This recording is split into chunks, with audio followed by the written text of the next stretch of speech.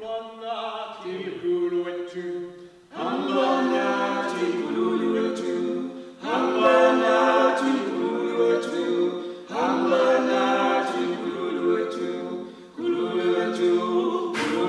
good morning and welcome to RUC People. I'm joined this morning by Dr. Beryl Botman, who is someone who's relatively new to RUC, but has already found her way to our church council, and I thought it'd be really interesting to just hear something of her story this morning. So welcome, Beryl. Thank you, Russell. Such a pleasure. So Beryl, let's go back right to the start. Can you tell us where you were born and a little bit about your family history, your family background, your parents, what about growing up? Yeah, I was born in Wynberg, grew up in Wynberg, at that time, Dutch Reformed Mission Church in Wynberg. That's where I started my life. I have very few memories of it. Before my family moved to Wynberg, they had a home, their own home, which they have built. That area, Rascal, was declared white and they had to move. So that's the move to Wynberg, which wasn't our own home. Having had to leave Wynberg, we moved to Alsace River into a garage, a single garage with friends of our parents. That is where our youngest brother was born, Beryl. How many in your family? There's 4 children. I have an older sister and an older brother. And we lived there for a year. That is where I started school. For 6 months, I was in school there. And believe it or not, I was a very timid girl. And I have fond memories, but not very clear memories of my first year. In the middle of the year, we moved. At that time, during that year, my parents built a house in Retreat. And they did it. My father was older. My father even drew up the plans, and it's not strange, but I don't know how to describe it. It was exactly the same plan of the house in Rascal. And so, although I didn't grow up there, I had it since, and my parents always, we were taken to the house to show us where it is. So we grew up very aware of where we come from and that we bring other people in our house. Anyway, so that's where I continued the rest of my schooling in Retreat. Apart from 2 years in Deep River, because I started secondary school, high school, at a school called Deep River RUC, which was a school for ad hoc in case something goes wrong, And it is actually exactly what happened with us. And at our school, we somehow didn't get onto the lists of the high schools, and we weren't accepted. And so, us as a group from Square Primary, we came to people of the adult, and there were about 200 students. But that was a very good experience because we knew everybody else, and we took advantage because we were expected to be a bit slow. You see, because we are borderline cases here, that's just making us plan. So I didn't expect too much of us. So we had a ball, of course, and anyway, but we had a very strict and stern and very clear principal, Mr. Da Costa, and he expected something of us. So he started as a principal at the new school in Steenberg, which is also just up the road from where I live. I could walk to school. And of course, he encouraged us to go and study at university, which I did. A lot of our teachers who supported us. Now, our teachers were predominantly, politically speaking, unity movement. And so we were encouraged to, along those kind of lines, to go to UCT rather, to apply for the study permit, because we couldn't just apply at UCT, we had to have a study permit.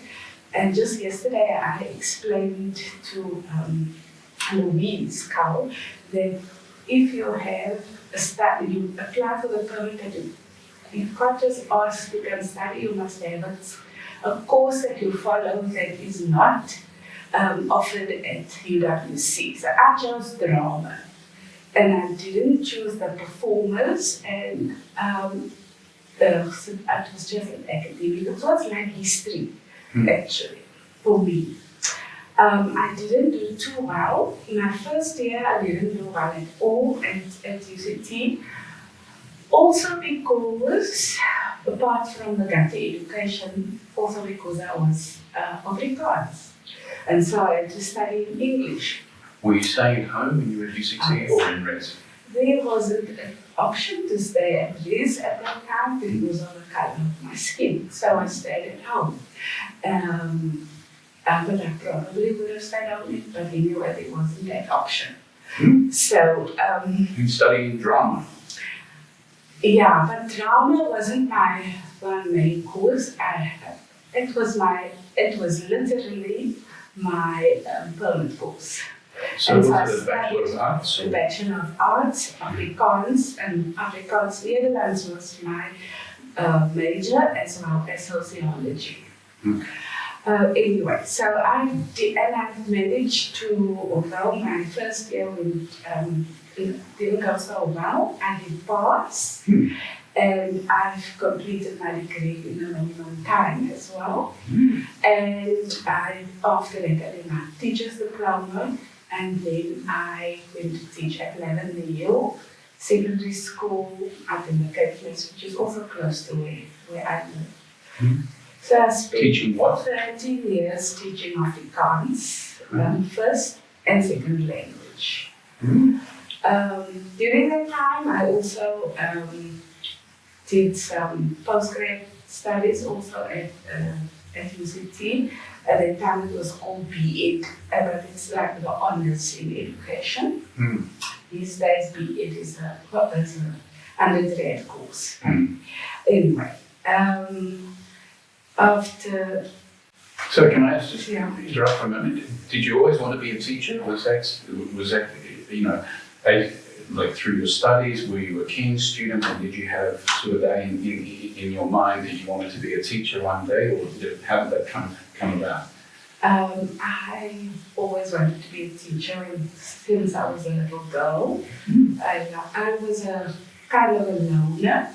Growing up, because there's 4 or 5 years gaps between the ages of my siblings. So they were much bigger than me, so I was alone. So I had my imaginary friends, and so all we did, apart from playing house, was playing school, and I was always a teacher.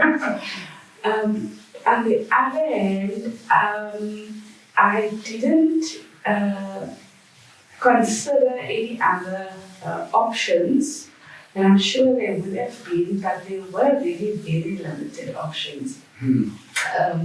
When I grew up, because of bursary possibilities, that was very scarce. The only options really was to get the state bursary, and that was for teaching, for nursing, and for social work, as far as I can remember. Yeah.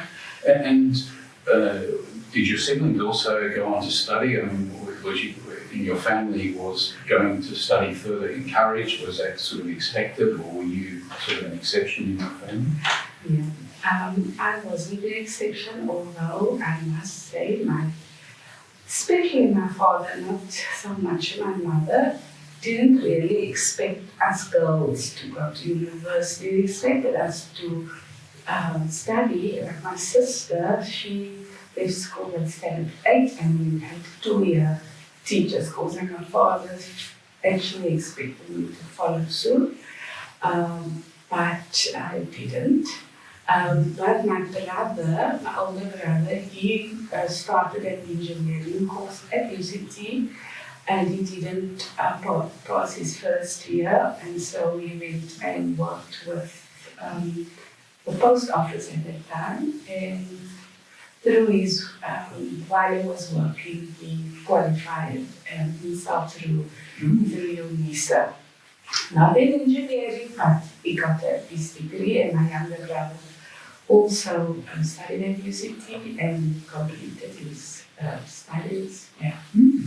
So how was that teaching, especially during those years? I assume this was still during the apartheid era. How was that teaching Afrikaans at that time? The school, I thought it was predominantly Afrikaans speaking. There was a predominantly Afrikaans speaking community. So that was not, but it was the general time was very turbulent. And we're now in this COVID-19 situation of lockdown, of schools not functioning full time. Since 1976, we never had a full year of schooling. So the school boycotts, and it wasn't, we went at home when nobody else was around. It was turbulent times, it was a riot, it was protests, and we were student leaders at that time. So I think that the 70s and the 80s are probably for me the most difficult times that we've ever had for me in my life, in my lifetime. And so I find it, I don't know how to describe it, of people complaining of where we are now and not recognizing the extreme danger we had to live in. Apart from crime, we always grow up with crime. Was Lavender Hill, Yes. always dangerous? It was, although I always say, I don't have any wounds to go with my 13 years there, so it wasn't that. And I'm not in the community any longer, but from what I read in the media, I do think it has certainly not become better. It might even, I think, have become worse as far as that is concerned. But I always worked in Lavender Hill. I didn't only work as a teacher. My teaching philosophy I got from the education philosopher Paulo Freire at UCT, where we read his Pedagogy of the Oppressed, which was banned at the time. So I remember the copy that I read had no covers, and you had to read it overnight because the next person needed to read that. So I was certainly influenced in that, and as such, I couldn't just teach in my classroom. I had to get involved in the community. And so I was one of the activists in the community, in the Civic Association of Lavender Hill, and I was in the, now I forget the name. I forget the name of the organization that I was part of. We would meet on Saturdays and I assisted people with all kinds of things like hire purchase and issues with the municipality and those kinds of issues. So yeah, that those days we had to create a rich experience for our students because that is where they lived, and there's nothing really much beyond that. And we had to create a bigger life view and a bigger experience. And we, as young teachers, we thought we needed to do things like we had to do drama. The drama comes before our we stage things like West Side Story in Lavendale with the talent that there is, and we went on hikes every school vacation and up Table Mountain, those kinds of things. Took them to museums. So our lives were integrated in our teaching career. I was not alone in that. Yeah. Great. So, parallel with your education and your career starting to blossom, I assume there were developments in your personal life as well. Can you tell me a little bit about that? Yeah, I had Ilse, my oldest daughter, before I got married, and so while I was still teaching and living with my parents, and when I decided to move out of my parents' home, I decided I had this little girl that I had to raise, and I'm moving out and I'm staying on my own feet. I bought myself a townhouse, and the two of us moved out, and this is enough. I don't need a husband now. I've decided I'm okay. I'm just going to focus on raising my girl Ilse. And then a year later, I was married. Mm-hmm. And that happened as in our church, and all the years, I was a member of the Dutch Reformed Mission Church. Mm-hmm. Now the church is in Wynberg, and it also has a strong group in this history because we were moved out of Wynberg, so the congregation was scattered all over the Cape Flats, but we still went to church in Wynberg, and our church had been declared a church without boundaries, so we could go if people remember against the retreat everywhere. Anyway, there I was on the church council, so deacon. Good history there. Yeah.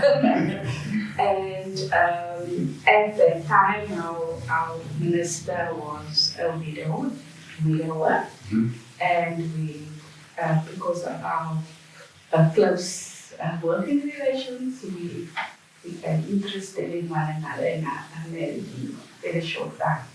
Yeah, so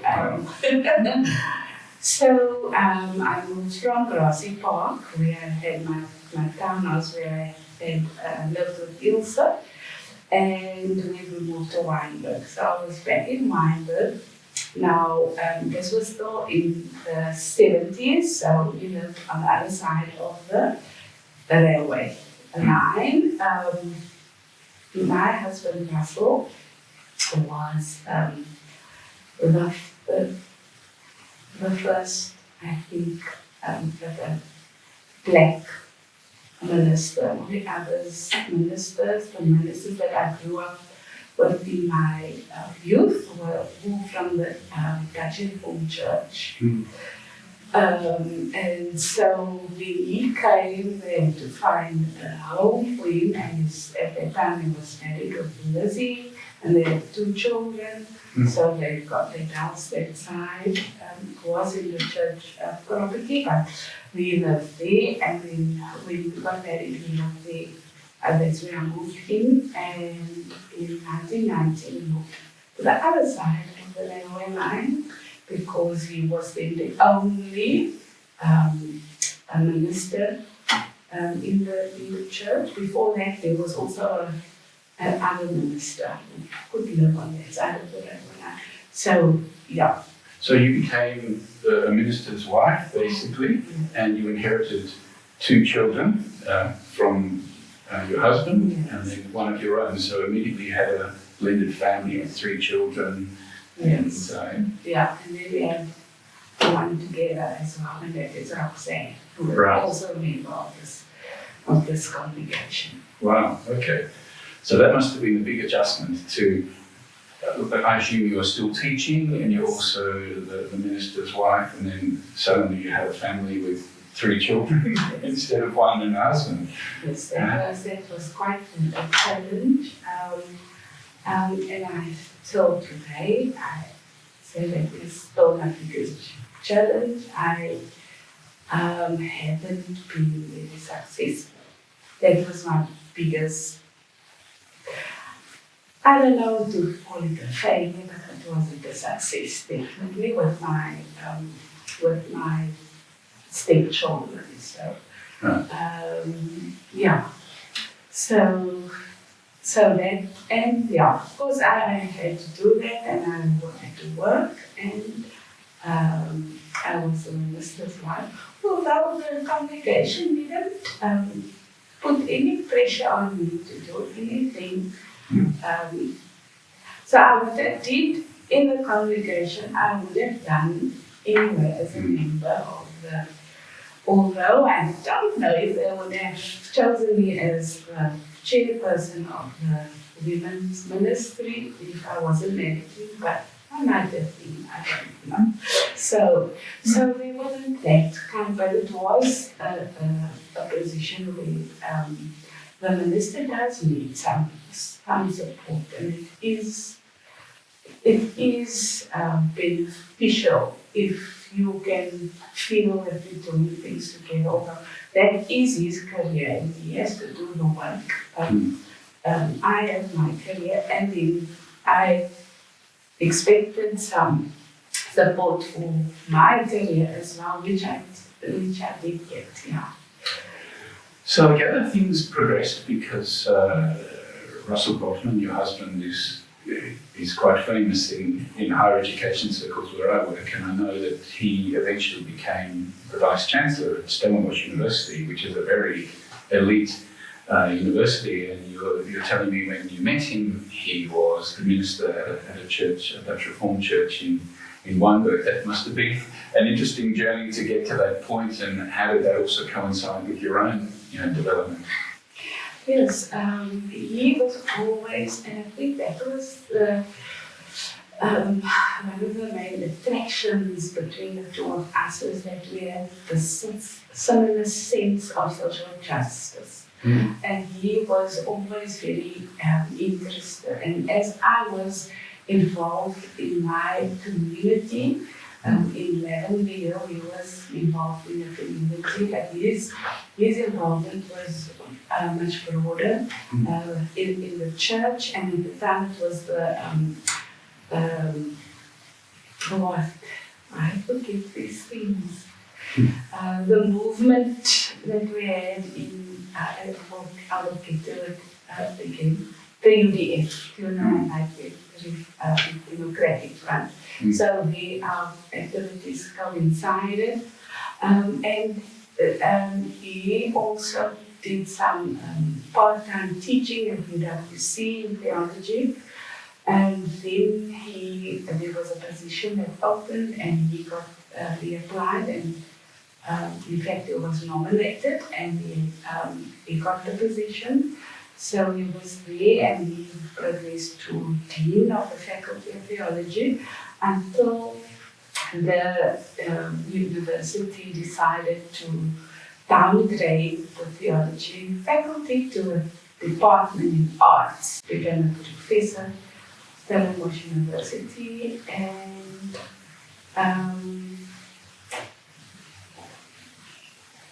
something that was really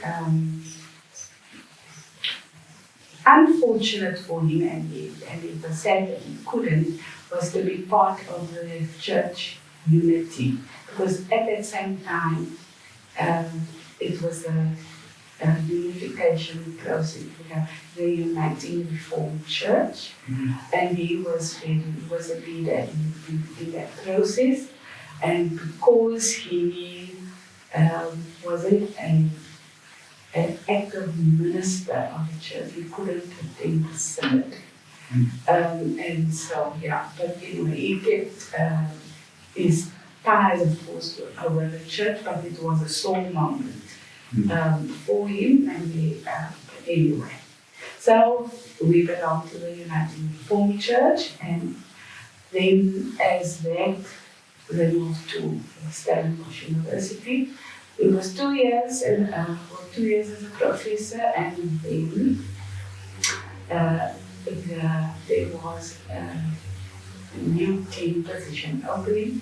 We applied because he'd been a team at the WC, and then we didn't get the position. And the reason was that they was giving us it's not his turn, it was somebody else's turn, and so we didn't get it. Anyway, then the position of Deputy Vice Chancellor, teaching, it was called at the time, opened. He was again nominated and he got the position. So it was, I think, 4 years, and then became the Vice Chancellor. Okay, which is a very, very demanding and responsible and high-profile role, and I assume that must have had implications for you as well and for your relationship. And I know it was a very troubled time during that period, and he was under a lot of pressure. How was that for you and him and as a family? Yeah. When he was Deputy Vice Chancellor, he was very high demands for coming. And so he worked always worked very hard, but I think that was one of the extraordinary hard working times in his career. And I had left Lavender and I had in the meantime joined the provincial department. It was new, so there were positions opening up, and I became curriculum advisor, and I worked in the rural areas of Worcester and up to Mossel Bay and so on. And so, and later on, I moved to the head office in Cape Town as a curriculum planner, also for Afrikaans. But it was too demanding for both of us. We couldn't see it. Of course, my career, I ended my career with the education department. And I have to be honest that it wasn't a sad day for me, because I wasn't really happy with the kinds of things that we had to deal with. But I won't dwell on that now. But yes, I did give that up because he needed the support. And so a lot of the family responsibilities and home responsibilities were left for me to deal with. And so, and then he needed that support. And when he became, Vice Chancellor, I was already outside of my career. Okay. And you also pursued your own studies further? Yes, well, while I was still teaching, and Russell was still a minister. No, he just moved to UWC. I pursued my master's degree at UWC. And after I started working formally, I decided to continue my studies into my PhD in the education faculty, and I did that on teacher education policy. I wasn't affiliated to any institution, but I felt certain sense of just finishing off, rounding off my career. And I'm very grateful that I had done that. It took very long to do it, but I did. And unfortunately, we were both looking forward to him capping me But unfortunately, we couldn't because he passed away 6 months before. So he had a really difficult task at Stellenbosch. But I must say, he really enjoyed it. He loved a challenge, and we always reminded one another that with all the challenges that he has to face, he made a huge impact on transforming Stellenbosch University, in taking the footsteps of his predecessors. But he made huge strides in that, and he wouldn't have been able to do that if he didn't have the majority support of Stellenbosch University. And so the idea that Russell was only persecuted at Stellenbosch is not the one that he experienced. He experienced huge support. He could have these grand ideas, and he did have grand ideas that could be implemented because of the support that he got at Stellenbosch University. And if I'll stick out my neck, I would say that most of the our opposition that he got from Academy was not from the inside of the university, but from the outside of the university. So, and he always quoted, he was an amazing scholar. He read widely, he knew things, and people always were amazed. How do you know that? You're a theologian. He always quoted, if you're working with change, then the percentages, he says, if you have 80% of people following you and backing your idea, you can do it. The 10% of people would not be neither here nor there, and then there's the 10% who is against what you are doing. And so he was fairly convinced about those percentages, and with that he pushed through. In the very last week of his life, there was again another upheaval, also from outside. That's part of the university, the council, but council members come from outside of the university. So that's how I typify outside. He, in a radio interview, quoted those figures. And then what he stated that he had at least 80% of the people who backed him at Stellenbosch. That's why his things could go through Senate. If Senate didn't agree with the thing, and there also people that are critical, and it's not easy to get things through at Senate level at any university. He got these things through, even at the council. So that was one of the last things he had to struggle with, and they had to do with the transformation policy kind of issues. Yeah. So Beryl, obviously, his passing was very sudden, and that must have been a huge thing for you to deal with. And how did you manage to cope with that and move forward in your life? That must have been very, very difficult. I would say that was the biggest. It was a disaster. I can call it a disaster in my life.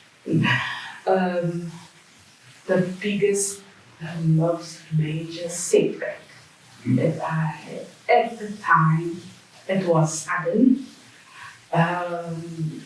he was only 60, and so we didn't expect. Although Russell lived with the idea that nothing is permanent, that what we know now won't last forever, and because he was a widower and he had lost his wife, he had that strong sense, and so we could talk about, if you go first, then what would I do?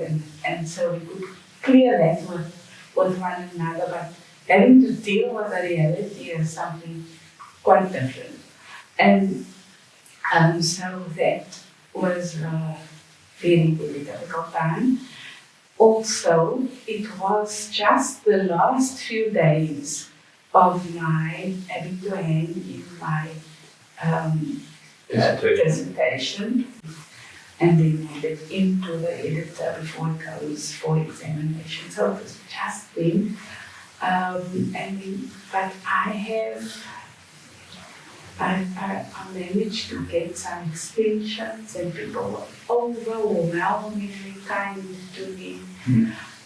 People that I didn't even know, people that I didn't expect. It was overwhelming how helpful and kind people were.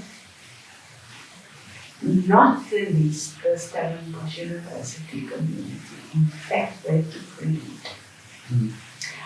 Now I know there are stories about his death that was too sudden to be normal, and there must be something sinister that happened at Stellenbosch University, and I had to deal with that as well. But I managed to, and I did my oral exam, which was a horrible experience for me. I almost didn't do it if it wasn't for a very dear friend of mine who was one of my crutches during that period, Jenny Bridgman, and I called her and said, I think I'm going to do this. I'm not going for this oral exam. I don't have to do it. And she encouraged me to just go in and there. But that was a horrible experience, but that's a story for another day. And so I graduated in December of 2014, in the same year that Russell passed. It was it was such a bittersweet experience. Yes, I got my qualification, but he wasn't there. But I comforted myself in knowing that he has read through my whole dissertation, and so yeah, he knows about it. So Beryl, what sort of sustained and sustains you? You know, what keeps you going, and how do you get a sense of looking forward in life? I don't know how I would have coped if I wasn't a person of faith.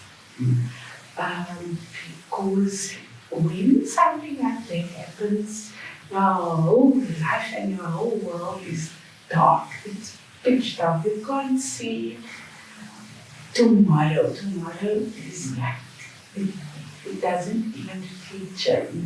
You're living from day to day, from moment to moment. And so during that time, I grew closer to God. And my thoughts were almost always praise. I couldn't do much thinking without praying. I don't know how to express it any differently. And I wasn't angry at God. In fact, I always have this, I think that is what helped me was Russell went home to God, and Russell's life on earth wasn't easy. It was always a struggle. So I was glad that he has transcended from this life. So I don't know if I'm just trying to soothe myself, but that is how I thought about it, and that is how I felt. But then I do still, until today, wish him to be here. And why didn't he just have a full part of his life where he could just relax and be retired and not have all this pressure on him? But that is how life is. But I have very good people in my life. I've got my family, my sister, my brothers, my nieces. I have very good friends. I will call up in the middle of the night and they will do whatever I ask them. And so I'm never lonely. I live alone. I'm never lonely. And one of the major things that I have learned is that life and our spirits are much larger than I initially thought. And so I have a constant sense of not being alone.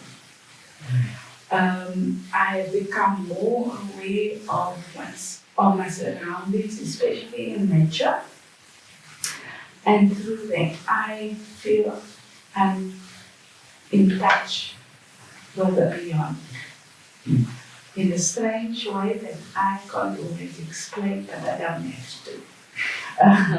I can only relate how, and I would consider myself a fairly rational being, and I have to know where and why and so, but with this, doesn't really matter if I can explain it. This is how I see it. I might be wrong, but how do you know? This is what I see and how I feel. And so yeah, I have two wonderful daughters. Although they're not with me, they are with me every single day, in touch every day. We're part of one another's lives. I do miss them now in COVID, not being able to travel. I can now travel to Ilse in Mpumalanga. I've done that twice in this COVID year. But Roxanne's travel to Roxanne, and Roxanne to us is not yet possible, so it is it's very tough. But yes, we've learned to cope, to love. But you know what COVID has done is make us, make me, I can't talk for other people, live simpler. Doing all kinds of unnecessary things and just be quiet. Can't go anywhere, so what you have to do is do it right there where you are. I was lucky. I know I like people. I can be alone. I love living on my own, but I must be able to have social contact, and I was lucky that I could get a partner to come and live with me for the first couple of months of the lockdown. And Lenky, yeah, she's a young woman who's from Namakwa, and she just started moving to Cape Town. I said, come, because we thought it was going to be 3 weeks. Yeah. So yes, come stay with me. And anyway, it was a couple of months and we had great fun. So I was blessed during that time, and I appreciate the online services. I find that so we never got out of touch with our spiritual engagement that Robert so and more than adequately provide us with. Okay, thanks, Beryl. So, just in closing, I'm interested to hear you referred to RUC there. I mean, interested to hear a little bit about how you found your way to RUC and what's drawn you to this community. And so when I saw Thomas, I was still living in Stellenbosch, but I knew I was busy moving, selling out and moving, and I knew I was going to come back to the southern suburbs. That is how I also expressed it to him when we were talking about what we do without one another. At that time, during that year, I didn't really attend church. I couldn't in Stellenbosch. And so I knew when I moved to the southern suburbs, I'm going to have to find a spiritual home. I didn't want to go back to the congregation that I've been to. I knew that I didn't want to do that. And I had a conversation with my friend Charlene Nissen. And I told her what I'm looking for. And I said, I don't want to go back to an old a church where there's no integration of communities of the South African people. I want to go to I want to belong to a congregation where there's some serious